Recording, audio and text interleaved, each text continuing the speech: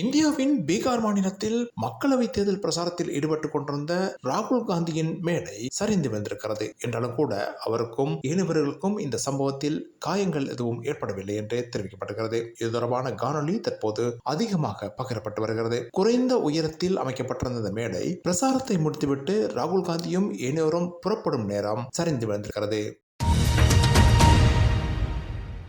கர்நாடகாவில் பாலியல் குற்றச்சாட்டுக்கு உள்ளாகியிருந்த ஜேடிஎஸ் கட்சியின் தலைவர் பிரஜ்வல் ரேவண்ணா மீண்டும் நாடு திரும்பவிருக்கிறார். அத்துடன் எதிர்வரும் 31ஆம் தேதி அவர் கர்நாடகா விசாரணைக்காக முன்னிலையாவார் என்று தெரிவிக்கப்படுகிறது. கடந்த 2 வாரங்களுக்கு முன்னர் அவர் பாலியல் குற்றச்சாட்டுகளில் ஈடுபட்டதாக கூறப்படும் காணொலிகள் வெளியானதை அடுத்து இந்தியாவிலிருந்து அவர் ஜெர்மனுக்கு தப்பிச் சென்றதாக தெரிவிக்கப்படுகிறது. எனினும் பல்வேறு அரசியல் அழுத்தங்கள் காரணமாக அவர் மீண்டும் நாடு திரும்ப வேண்டிய நிலை ஏற்பட்டிருக்கிறது. அதே நேரம் ஜேடிஎஸ் கட்சி கர்நாடகாவில் இந்த மக்களவை தேர்தலின் போது பாரதிய ஜனதா கட்சியுடன் கூட்டமைத்துள்ளமையும் குறிப்பிடத்தக்கது.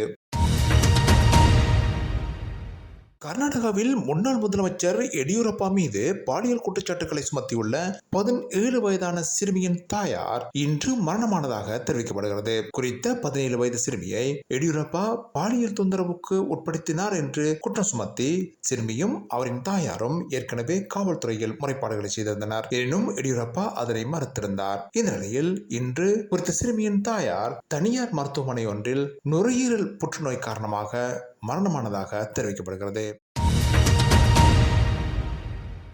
நீரிழிவு நோயால் பாதிக்கப்பட்ட ஒரு நோயாளியை புதுமை மிக்க செல் தெரப்பி முறையின் மூலம் முழுமையாக குணப்படுத்தி உலகில் சீன விஞ்ஞானிகள் புதிய சாதனை ஒன்றை படைத்திருக்கின்றார்கள். ஷாங்காய் சாங்ஜங் மருத்துவமனையில் இந்த சிகிச்சை வழங்கப்பட்டிருக்கிறது. இதனை அடுத்து இந்த சிகிச்சை முறை செல் டிஸ்கவரி என்ற இதழில் வெளியிடப்பட்டிருக்கிறது. சவுத் சைனா மார்னிங் போஸ்ட் செய்தி தகவலின்படி 2021ஆம் ஆண்டு ஜூலை மாதத்தில் இந்த முறையினூடாக சீன நாட்டைச் சேர்ந்த ஒரு நோயாளிக்கு சிகிச்சை மேற்கொள்ளப்பட்டது. இதனிடையில் அவர் 11 வாரங்களுக்கு பின்னர் இன்சுலின் செலுத்திக் கொள்வதை நிறுத்திக் கொண்டதாக அந்த செய்தித்தாள் குறிப்பிட்டிருக்கிறது. இதனிடையில் தற்போது 33 மாதங்களாக அந்த நோயாளி தொடர்ந்தும் இன்சுலின் ஊசி இல்லாமலேயே ஆரோக்கியமாக இருப்பதாகவும் அந்த செய்தித்தாள் குறிப்பிட்டிருக்கிறது.